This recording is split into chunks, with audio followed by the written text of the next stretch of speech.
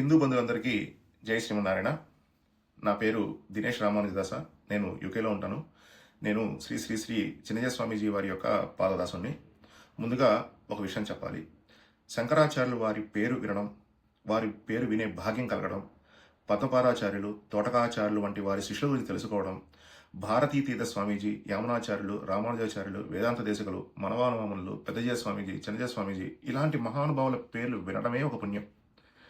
వారు అనుగ్రహించిన గ్రంథాలను చదివే అవకాశం రావడం ఒక కృపా కటాక్షం. ఇలాంటి విషయాలకు దగ్గర కావాలంటే చాలా పుణ్యం ఉండాలి. ముఖ్యంగా ఆచార్య అనుగ్రహం ఉండాలి. ఈ విషయాన్ని, ఈ వినయం మనందరిలోనూ ఉండాలి. ఇప్పుడు విషయంలోకి వస్తే, శ్రీ చిన్నజయ స్వామీజీ వారు మాట్లాడిన విషయంపై చాలా విమర్శలు వస్తున్నాయి. అనకుండా ఉండాల్సింది అంటున్నారు, చరిత్ర వక్రీకరణ అంటున్నారు, హిందువులను విభజిస్తున్నారు అంటున్నారు. సరే, ఒక్కసారి ప్రశాంతంగా ఒక్కొక్కటి ఆలోచిద్దాం. దశాబ్దాలుగా వేదాంత అధ్యయనం చేసిన ఒక పీఠాధిపతి, సాంప్రదాయం కోసం జీవితాన్ని అంకితం చేసిన ఒక ఆచార్యులు, లక్షలాది మందికి మార్గదర్శకత్వం ఇచ్చిన ఒక వ్యక్తి, వారు ఒక చారిత్రక అంశాన్ని ప్రస్తావిస్తే మన స్పందన నియంత్రించాలి అవుతుందా?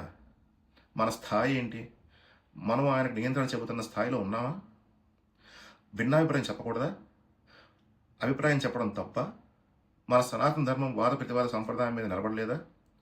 శంకరులు వాదించారు, రామానుజులు వాదించారు, మాధ్వులు వాదించారు. వాదించడం మన సంప్రదాయం.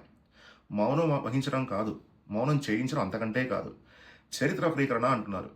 చరిత్ర అంటే మనకు నచ్చిన కథను కాపాడుకోవడమా, లేక పరిశీలించడమా? ఒక విషయం ఎన్నాళ్లగాలో వినిపిస్తుంటే దాని మీద అభిప్రాయం చెప్పకూడదా? దాన్ని ప్రశ్నించకూడదా? అభిప్రాయం చెప్తే అది వక్రీకరణ అవుతుందా? స్వామీజీ ఒక అంశాన్ని ప్రస్తావించారు. దానికి సమాధానం ఆధారాలతో ఇవ్వాలి. కానీ ఆధారాల బదులు ఆగ్రహం చూపించడం మన బలహీనత అవుతుంది. ఇప్పుడు కామెంట్ సెక్షన్ గురించి ఒక మాట మాట్లాడుకుందాం. పూర్తి ప్రసంగం వినకుండానే ఒక క్లిప్ చూసి, ఒక థంబ్నెయిల్ చూసి తీర్పు ఇచ్చేస్తున్నారు. కొంతమంది చూస్తుంటే శంకరాచార్య చరిత్ర వీళ్ళే రాసినట్టు, విద్యారణ్యుల వారు శంకర దిగ్విజయం అనుగ్రహిస్తున్నప్పుడు వారి సిరాబుడ్డిలో సిరా వీరు పోసినట్టు, సాంప్రదాయానికి నిఘంటువులు వీరే రాసినట్టు బిల్డపిస్తున్నారు. మన స్థాయి ఏంటి? మన అధ్యయనం ఎంత? మనకి శాస్త్రంలో ఎంత పట్టుంది? అవి చూసి కదా మనం మాట్లాడుకోవాల్సింది. గట్టిగా అరుస్తూ టైప్ చేసేస్తే అది ప్రమాణం అవ్వదు. అధ్యయనం లేకుండా తీర్పు ఇవ్వడం అది అభిప్రాయం కాదు, అది ఆవేశం. ఇంకా కొందరు డిబేట్కి రండి అంటున్నారు. డిబేట్ అంటే యూట్యూబ్ లైవ్లో గొంతెత్తడమా, లేక గ్రంథాధారాలతో చర్చించడమా? ఒక పీఠాధిపతి అభిప్రాయానికి మరో పీఠాధిపతి సమాధానం చెబుతారు. అది సంప్రదాయం. ప్రాచుర్యం ఉన్న ప్రతి ఒక్కరూ యూట్యూబ్లో ఫాలోవర్స్, ఇన్స్టాగ్రామ్లో ఇన్ఫ్లుయెన్స్ అని పేరు పెట్టేసుకొని వాళ్ళు శాస్త్ర ప్రతినిధులుగా మారిపోవడం ఆరోగ్యకరమైన విధానం కాదు. అభిప్రాయం చెప్పడానికి కూడా ఒక అధికారం కావాలి. ఆ అధికారం జ్ఞానం ద్వారా వస్తుంది, ఫాలోవర్స్, పాపులారిటీ ద్వారా కాదు. ఇప్పుడు హిందువులను విభజిస్తున్నారు అనే ఆరోపణ.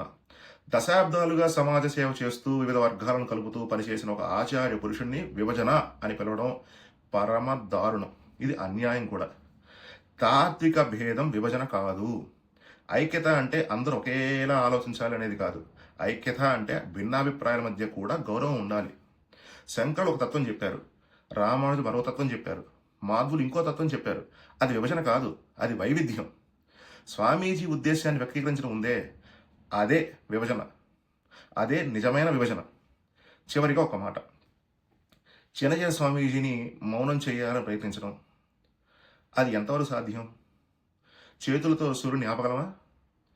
మన చేతులు కళ్ళ ముందు పెట్టుకుంటే మనకు సూర్యుడు కనిపించకపోవచ్చు, కానీ సూర్యుడు ఆగిపోడు. అలాగే మా స్వామివారి వైభవాన్ని ఎవ్వరూ ఆపలేరు.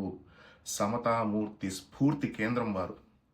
వారి దిశానిర్దేశాలే, వారి సమాజ సేవే, నాలాంటి లక్షలాది శిష్య పరమాణువులే మా స్వామివారి వైభవమే చివరిగా నిలిచేది. సంయమనం పాటిద్దాం, ఆవేశం వద్దు. జై శ్రీమన్నారాయణ.